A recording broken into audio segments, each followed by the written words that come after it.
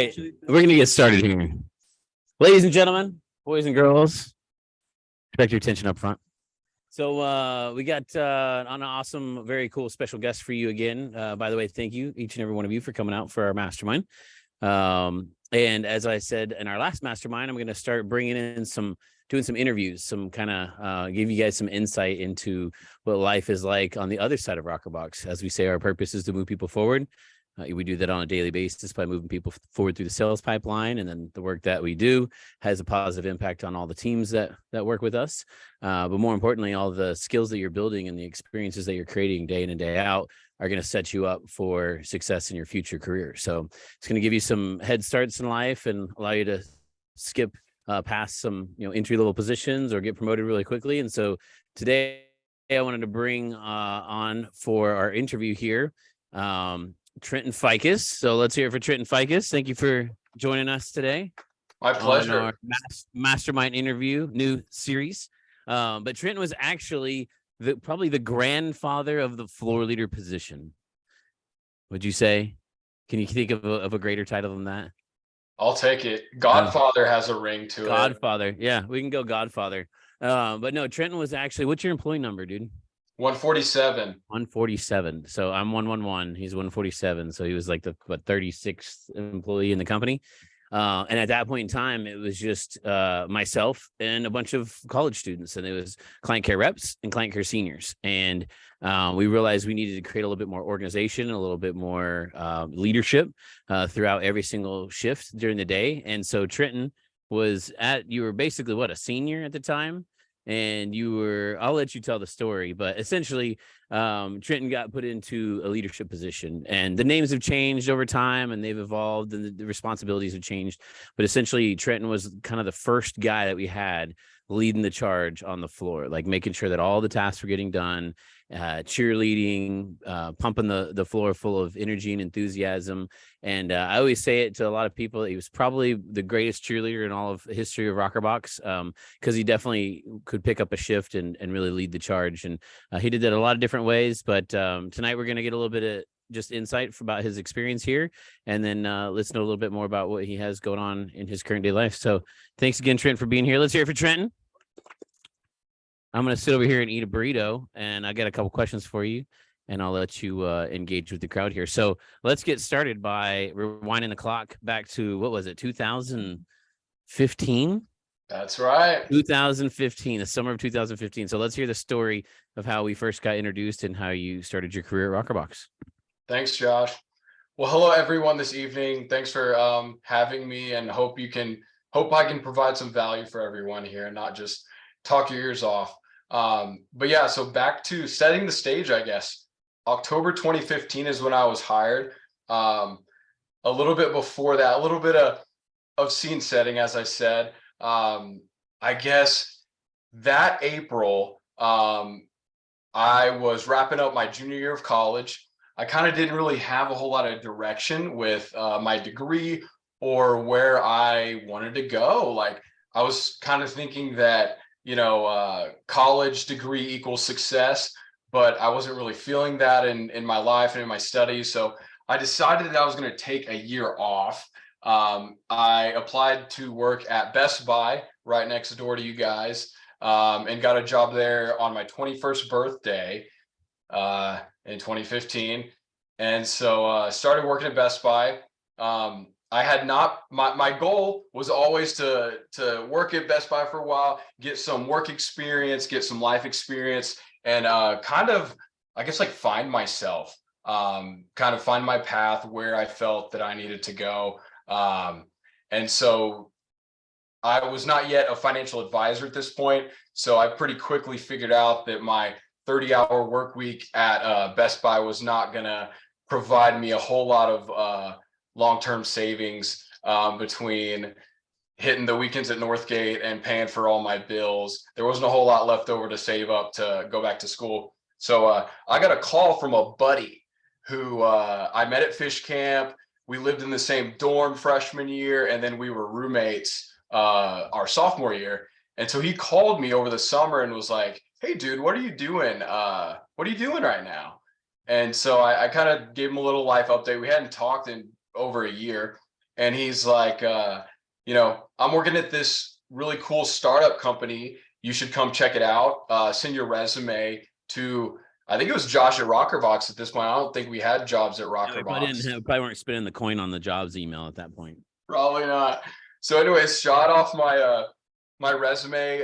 Josh, I don't know if Josh called me, or I think so. But anyways, came in for my first interview, and Josh wasn't actually anywhere to be found. Everyone tells me that he's at some real estate conference in like Las Vegas or something, and we'd gotten our wires crossed. So I was all worried here that I wasn't going to get hired because I showed up earlier, not at the right time for the interview. But we fixed that, and we met up for that first interview. And I'll say, Josh, I'd done a lot of interviews up to this point, but the Rokrbox interview was a little bit different. The You guys have all had the interview, so you probably know, like, it might still be different, it might not be, but the question that stuck with me was the bucket list question. And I guess it was like, oh, what's on your bucket list? Or maybe it was even, what's the last thing you crossed off your bucket list? And I just remember being so uncomfortable answering that question because I didn't have an answer for it. I had all the questions for like your typical interview questions, like, what are your objectives? What are you doing? This, that. But that bucket list question, I was like, man, I haven't slowed down to ponder these things in my life. So that was interesting, but I guess I answered it well enough to get hired because I did.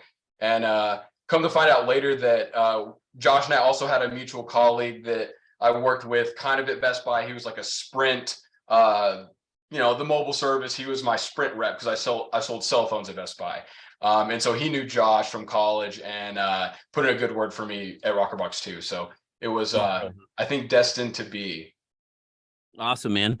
I do remember that story very accurately. It was a good time, a lot of fun growth going on that summer, and you definitely played a good, big critical role in it. So talk to me about getting hired at Rokrbox and then your transition into leadership.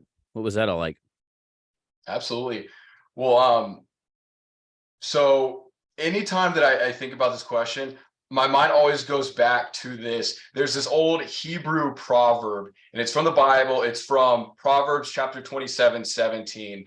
But it says, as iron sharpens iron, one person sharpens another. And I think you can find that, like I said, in the book of Proverbs, but you can also probably find that in a video, an old Rokrbox interview with a less hairy and probably chubbier version of myself that might play on the TV sometimes. But this idea of iron sharpening iron and two people sharpening each other, I just thought has always been such a beautiful analogy of what I've always felt about my time at Rokrbox. I watched the interview that y'all did with Connor, and he used the term positive peer pressure, which I thought was a really cool way to think about it. Right. I'm going to say, like, I think of it as being competitive yet cooperative. And so, man, you start every day, like every day coming into Rokrbox was a challenge. My first challenge of the day was actually getting to work on time. And then we start with like an objection handler in the huddle, right? And then in the beginning of the huddle, you set your goal. So that's the challenge. It's going to be overarching throughout the whole shift. And then every single call or every text message, that's another challenge. And then the interactions with your coworkers, the interactions with your leaders, everyone, like it's all a challenge. So I think you phrased that there, Josh. The challenges from leadership perspective as well. Despite all the challenges, and I think really through the challenges, whether it's like a trial by fire or the whole idea of a crucible, going through a lot of these challenges really shaped me into the person I am today, but has really prepped me for opportunities and not just my career, but in my personal life as well, which has been super, super nice. And yeah, I'm very grateful. And I think often to my current role in anything, but I think back to man, I wouldn't be like this if it weren't for Rokrbox. And sometimes it's frustrating to be on a level that not everyone's on that you know is in the workforce. But I'm gonna go back to our question was time at Rokrbox, right? Yeah. I feel like I'm straying a little bit. Oh, no worries. We can But feel it, the authenticity flowing from you. I'm trying, man. But yeah, I'll go back to I said competitive yet cooperative. So is anyone in here competitive? Is like anyone in this room? We got one in the back, I think. One, Well, okay. maybe That's two. surprising. What I was thinking about this is that your average person that works at Rokrbox isn't an average person. And so just thinking about all these folks in this room and not in this room, but just competing, you know, the competitions for Top Gun, and then you're competing for who gets to lead the shift, and then you're competing for that senior position or the floor leader or sales, whatever that is. There's always someone that you're kind of comparing yourself with, but also you're cooperating with to both excel. Which, man, I mean, I can tell you just like the amount of people we talk about, like John Ray or Sean Hankey or Kelsey Gober, or I mean, many come before and many come after, but just these folks that you know, push the cream to the top, or whatever, however that saying goes, and really just move each other forward, as is your new mission statement, right? Yeah, that's the purpose. Move people forward. Yeah. So before we get to your current career, and just to talk about some of the highlights of that, why don't you, since I'd mentioned that I would consider you to be one of the best cheerleaders in the history of Rokrbox, why don't you give us your top 3 golden nuggets for floor leadership tips? Because there's a lot of floor leaders in the room, but as you know, everybody in the organization does everything. So we even have people that are at the rep level that sometimes take on the qualities of being a floor leader. So what would you say would be your top 3 Trenton's golden nuggets for floor leadership? That's great. Okay, the first one I think I'm gonna go with is plan your work and work your plan.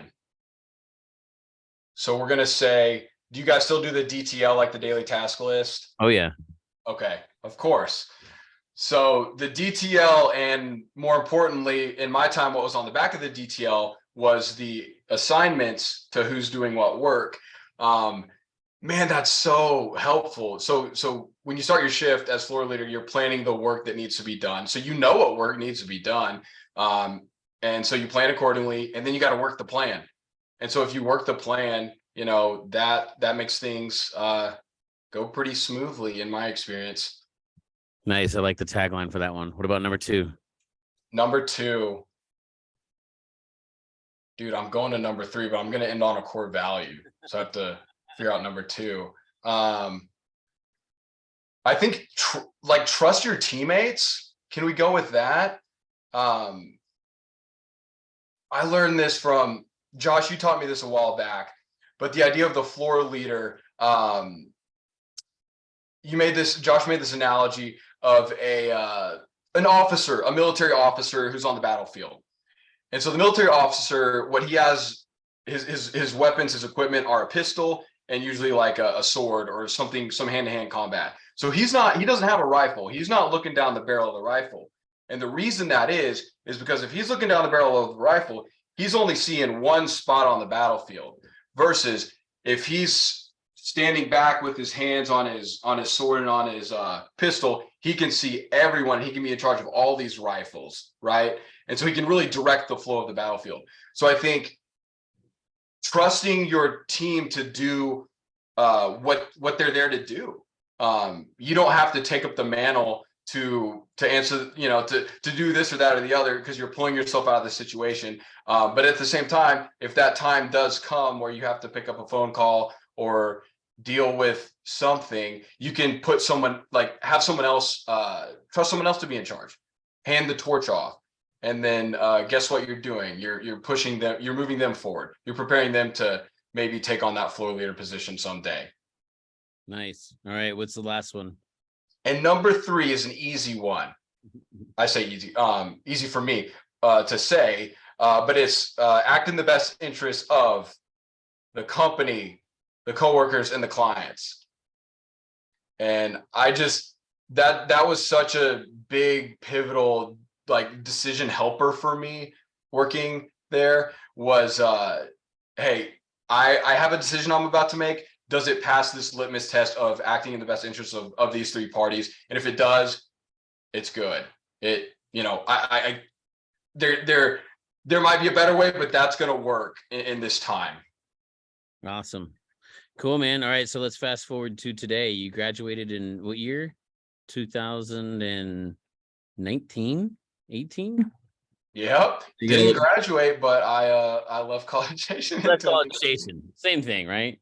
Totally. So you left College Station what year? 2018? 2019, I think June. June of 2019. You moved about 3.5 years with y'all. So talk to us about your first couple steps in your post College Station professional career. Sure. Well, I'll tell you, the first job I had after Rokrbox, my mother had started an investment firm in Austin, like a financial planning firm. And she had just bought out her partner in like the months of me before I left Rokrbox. And so she needed someone with experience with small business and operations, and someone who was a values fit as well, that had, comparable and compatible values.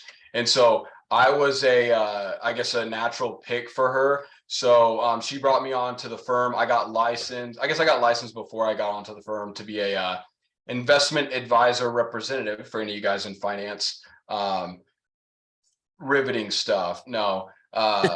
So got on there with her, really liked the problem solving aspect. You got all these people who have problems with they need help managing their wealth. And Rokrbox had taught me how to be a really good systematic problem solver, and to root out problems at their core, and to ask those really important why questions, and how is this what gonna affect the why. And so that was really cool to actually see some of these strategies that we learned in our leadership meetings and in masterminds and in senior workshops, like actually put a lot of these business practices to work in the real world. And I know that I was actually able to like sit in on client meetings, which was nice because I had a little bit of like experience in business, so I could feel that I could talk to people about running their business, and I could actually give these business owner clients advice on how to scale their business or how to implement solutions for their business that are actually going to affect their bottom line, and hopefully positively impact their business culture and their families and their legacies culture. So really cool experience. I learned a lot from other people's mistakes, which I think is helpful. I guess I did that for about 2.5 years. If anybody's worked with a family member, it's not always the easiest thing on a familial relationship to work with someone in your family. And so just being the people we are, it was kind of at the point where I needed to step away. So this led me to look for other employment, which I found last January. And so I work for a large solar company now called SunPower, and I work as a dealer operations specialist. So I work for a big corporate bureaucracy, which I know is Josh's favorite. But my role is I actually act as a liaison between this big corporation and some small businesses. We hire these third-party contractors to install panels for us. And so these folks do deal with like the selling the product to the customer and then installing it on the roofs. So I kind of act as this middleman, this liaison between small business and big bureaucracy, to try to help them navigate the waters to the bureaucracy, but also help these small businesses implement practices that are going to affect their bottom line and help them close more deals and get more panels on more roofs. So it's really a professional problem solving gig is what this is. And it's cool because there's something new every day. And the time at Rokrbox, the masterminds, all the problems that would just, come up in the first few years of the shaping the business into what it is now. There's a lot of creative solutions that had to be implemented, and it's been really nice to kind of bring those fresh eyes to a more corporate place where not everyone, I guess, has that experience. If that makes sense. Yeah, that's awesome, man. Well, congratulations on all the success. Really excited to hear about you being able to take, your experiences here and apply them into quote unquote the real world. Although some people may be surprised, this is actually the real world, right? This is. But why doesn't everybody take 30 seconds and maybe gather your thoughts and think about a question that you might have for Trenton? So I'll play some Jeopardy music up here, and then we'll ask some questions in like 30 seconds. You got the Jeopardy music, Trenton? No, but I can hear it in my head. Okay, cool. Everybody can hear it in their head. I'm thinking about that. I'm not thinking about a question. Look at it for us. The question will be beard related. Beard related? Save those for the end. There we go. You hear it? There it is. All right. We'll cut right to the chase. Okay, who has a question for Trenton? Guess the music didn't play all the way through, man. Let's hear it. This question comes from Leah in the front row, and she's wondering, what good places are there to live in Austin? They have to be affordable. No. That's a great question. So I live outside of Austin in a small town called Taylor right now. It's pretty rural. Samsung's coming out here, so probably going to change here in the next 5 to 20 years. But man, I don't know. When I lived in Austin, I lived in the suburbs, North Austin. Cedar Park is cool. Round Rock, I live like right in the middle between those three cities. But yeah, I think Cedar Park's a pretty cool spot. It's on the west side of Austin, so you've got like, hill country, trees, nature, and then there's some breweries and stuff out there. I guess it depends on what you're into. Thank you. All right. We got another question for you. Let's hear it, Cade.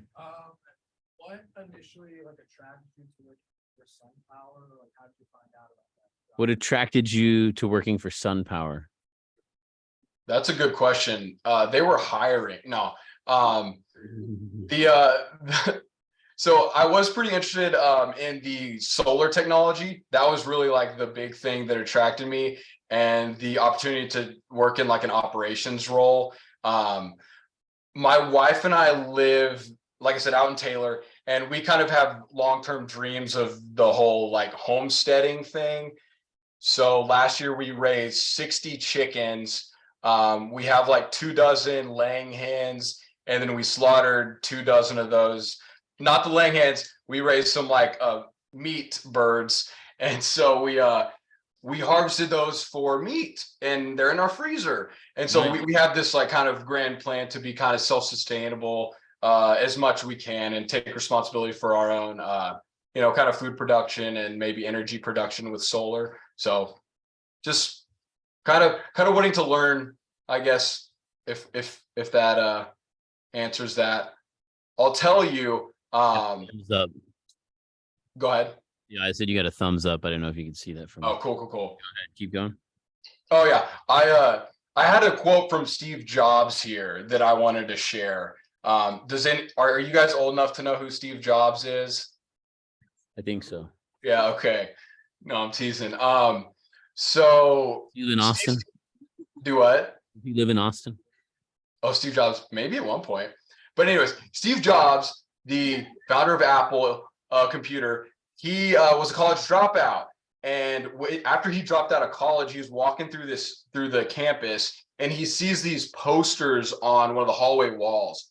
And the posters have this really nice, pretty like calligraphy font that's written.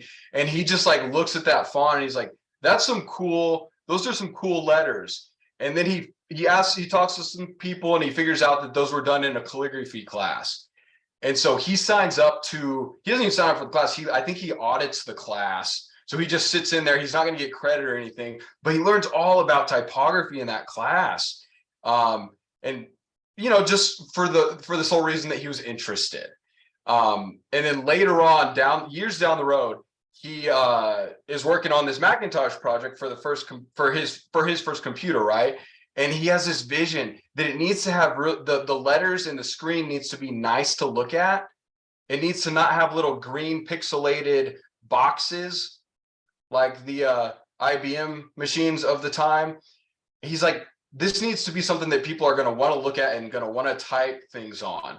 And so he gains this inspiration from this random class that he took, gives him the inspiration to create the Macintosh, which is totally, as you guys know, like revolutionized how we interact with computers. And I guess most of you guys probably have iPhones. They were born with a computer in their hand, actually, all of these people. So his quote here, after my long-winded story, he says, "You can't connect the dots looking forward. You can only connect them looking backwards. So you have to trust that the dots will somehow connect in your future." Nice. Was that in one of the books we read recently? Yeah. What was it? Start with Why? Yeah. We're reading Start with Why right now. That's probably where I got that, actually. Do we have any other questions for Trenton? Did you have your hand raised? Was that a nose scratch or is that a hand raise? It's just a nose scratch. Don't worry. What you got? I was thinking from the start of small company to like the corporate world. The adjustment from a small startup company to the corporate world. It's tough.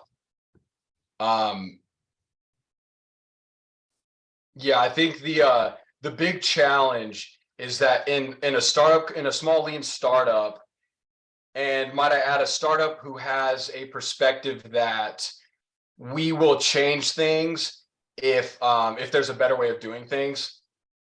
That's a big challenge to go from an attitude like that of hey, if we need to change this thing, we can, because we're nimble and we're scrappy and we can change on a dime, versus going to a big corporation where there's a lot more friction to changes. That's a pretty big challenge in and of itself. And then you've also got a lot more stakeholders, a lot more approvals usually that you have to go through. So it's definitely a shift. I'll say I think I do prefer the small startup, but man, I'm where I'm at right now, and we'll see where that leads. Awesome. Anybody else? It's a good question. Great question. What you got? How were you able to like leverage your experience that you had at Rokrbox and job interviews and things like that once you moved out? How did you leverage your experience at Rokrbox in job interviews? Man, that's good. I think just being able to link your experiences and what you've learned, being able to link that to an employable skill or a sought after skill. So, you can, I don't need to sell you on the work that you're doing at Rokrbox. Like, I know you guys know how meaningful it is and how much, and the skills that you're gaining from that. But if you can just find a way to apply those principles to, if you're applying for a job, apply them to the job position, right? Like just look at the posting and see, hey, what are they wanting? And how does my experience fit this like a glove? So I think that's the biggest piece. And then,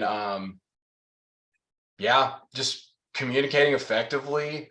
That's huge. And just, starting with the end in mind. Good answer. There. Yeah. Yeah. Very good question. Any more? All right. I think that's it, man. I just heard a cricket chirp. So, well, thank you so much, Trenton, for taking time out of your weekday and meeting with everybody here. And obviously, you're always invited to all the events. We'll have another pool party this summer and tailgate in the fall and winter gathering. Of course, we missed you this year. We definitely had a good time without you. So, but thanks again, man. Really appreciate it, and excited to hear about your success. And as I tell any former Rokrbox employee and eternal Rokrbox family member, I'm not surprised at all by your success. So, congrats, man. And you're the one who did it. So, you deserve all the credit, man. Thanks, Josh. Thanks, All right. everybody. One more time for Trenton. Thank you, Trenton. I'll let you get back to your. Oh, by the way, his wife he met at Rokrbox. You want to give us like a 30-second elevator pitch on that, or like a little summary story? No, that maybe some tips for some people in the crowd here. Any pointers? Oh man, I don't know, How to Josh. find your wife at Rokrbox? She always No. talks about the air reviews. I don't know if y'all do those at all, but how rough that was, having me call her aside and do an air review. Do you still do those today? Yes. You call We her have a aside. weekly marriage meeting where we go over each other's shortcomings. You call her aside and give her an air review. Give her a CSE. Thanks, All right, man. Well, thanks again, buddy. Appreciate it. You have a good night. y'all. Bye. All right.